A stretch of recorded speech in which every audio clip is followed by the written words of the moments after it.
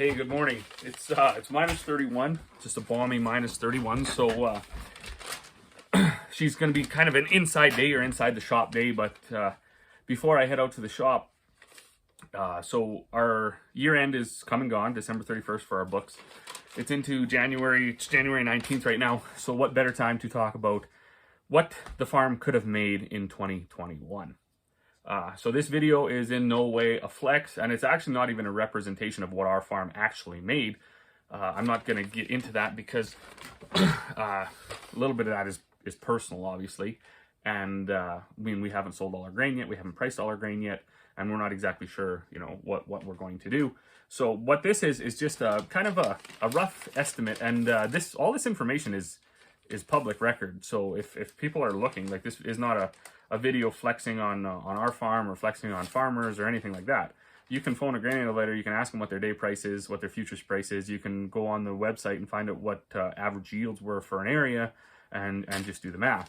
All this video is going to do is just bridge that for you and lay it out. So I've done three numbers. The way the grain marketing system is set up now, and the grain selling system, certainly in our area, basically prairie wide, if you want to deliver grain in the fall off the combine, you would have had to have that signed up the previous winter, because that's the only way to get a delivery date.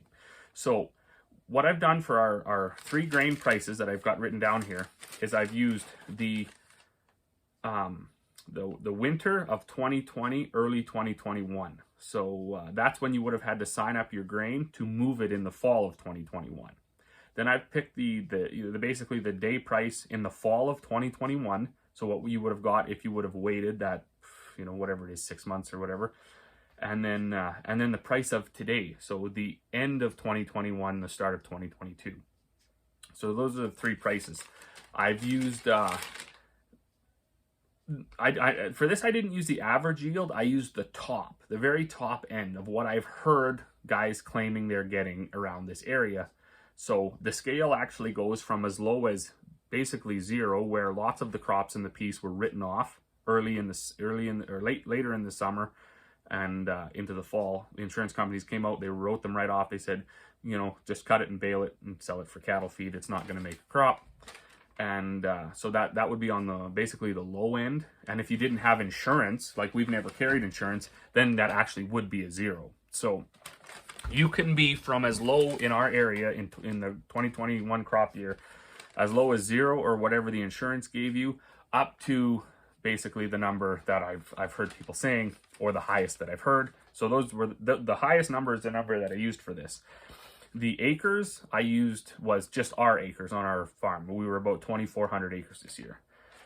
So we'll start off with the prices. The prices in towards the end of 2020, the start of 2021, back in that winter, January, February, December-ish time, barley was around $5, oats were around $4, wheat was around $8, canola was around $14, and peas were around $10. Of course, all of these prices plus or minus a little bit. I didn't go back and look. That's just what I remember. Right off the combine in 2021, price for barley was around $7, so it had already gone up 2. Oats were like 6 to 8. They'd almost doubled already. Wheat was around 11, $10 somewhere in there. It had gone up a couple bucks. Canola was around 21 again. It had jumped way up. And peas were around 16. They had gone up quite a bit as well, about $5 a bushel.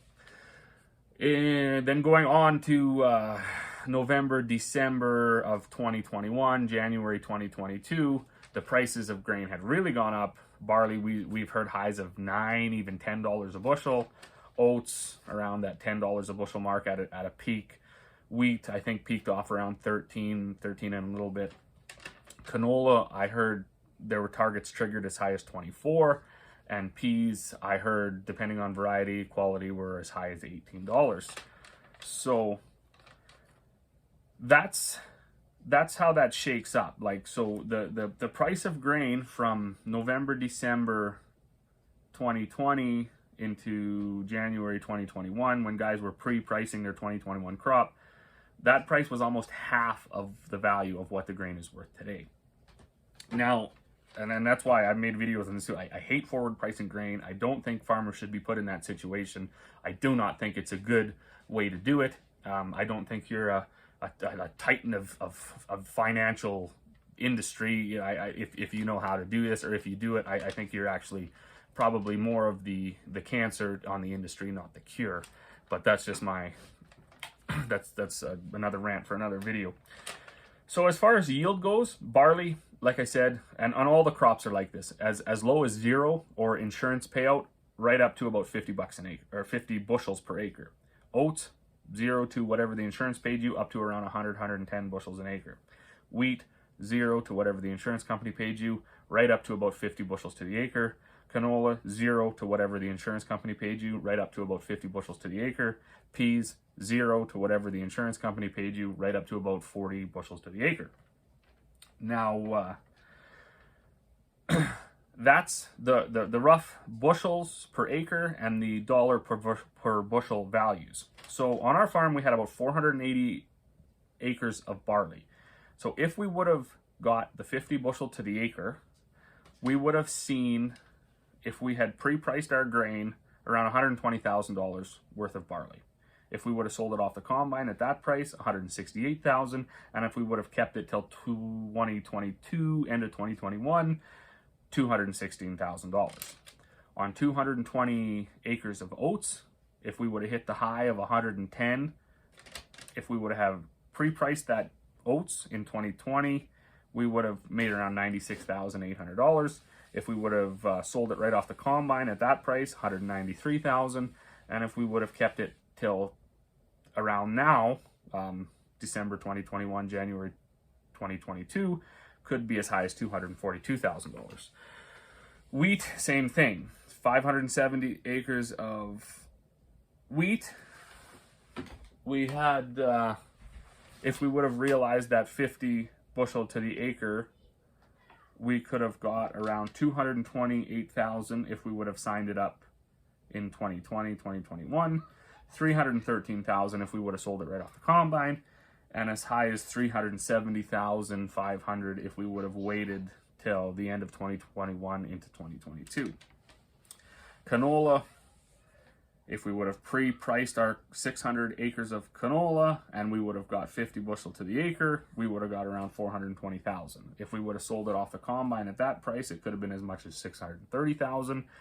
And if we would have kept it till the absolute high when it hit when it hit $24, we could have got $720,000.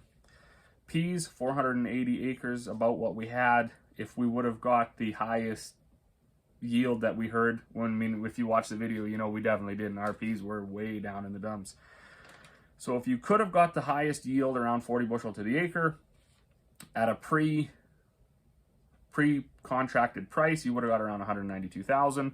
Off the combine, as much as $307,000, and if you would have kept them till the high that peas hit, around $345,600.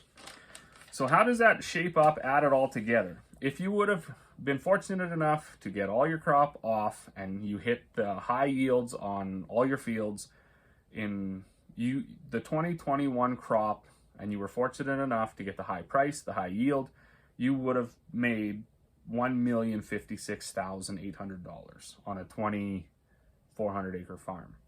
If you didn't have any of that pre-contracted, if you waited and sold it right off the combine, if you were able to do that, you would have added right around $550,000 to your bank account. So you would have got around $1.6 million for that, about $1,611,700.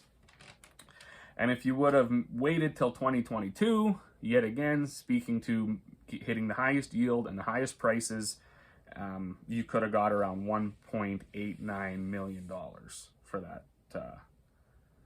crop. So you would have basically added $840,000 by just holding on to your crop and not pre-pricing it. There's lots of guys that argue, well, this year's different, but you know what? Really, historically, it's not. Like, pre-signing a contract, generally, the odd year you might have won, but generally speaking, you don't. The price you sign it up for is not as good as it's going to be going forward, and that's with anything, right? I mean, you're foolish to sell next year's crop at last year's price, because you stay a year behind, as opposed to selling this year's crop at the end of this year or potentially next year's price. To us, that just makes a lot more sense, and we try to do that as much as we can. We've shifted over a little bit with our feed business. We sell lots of our grain right off the farm as the season goes, so we kind of aren't so much into this business like the grain selling business. We do sell our canola, the bulk of our wheat if it grades, fields of barley, things like that. We don't.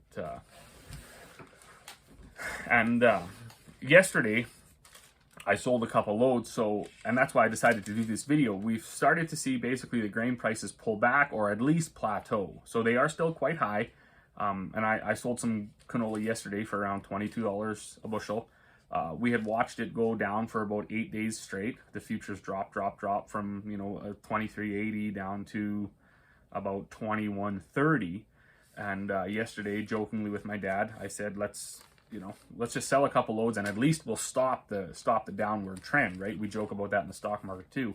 If you own a stock and it's going down, the best way to stop that from going down is to sell it, because you'll inevitably always end up being the guy that sold at the lowest price. It'll stop where you sold it and it'll start to go back up. And lo and behold, this morning the futures were up $9-10 already. So it worked. So if you're in Alberta and you got canola in the bin and you were watching it drop and you're like, whew, thank it stopped, you're welcome. The Bloom sold some canola, so we stopped the downward trend. Other than that,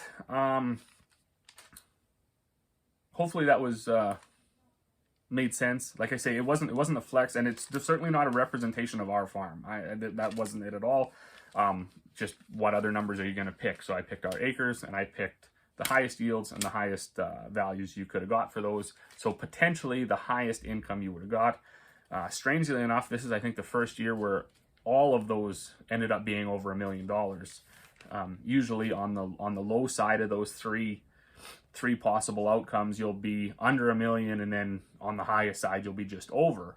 While this year with the sky high grain prices, the lowest was just over $1 million and the highest was actually just under $2 million. So it could potentially have been a very good year for farmers had the yields been there, had the the weather cooperated, and had you been fortunate enough to not be locked into pre-priced contracts. So hopefully you learned something. As I said, all of this information is public information. There's nothing secret about it. So as always, thanks for watching, and we'll see you all on the next one.